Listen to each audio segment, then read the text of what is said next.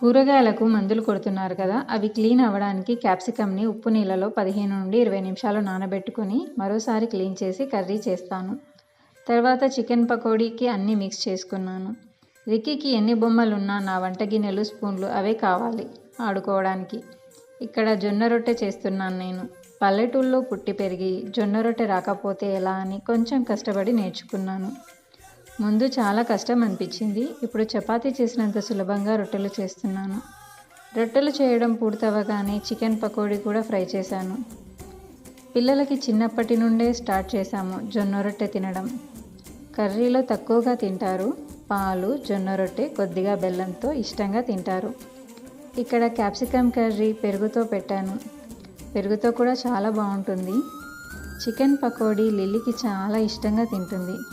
అక్క ఏది చేస్తే తమ్ముడు అదే ట్రై చేస్తాడు. రిక్కీ కూడా తెగ నచ్చేసింది.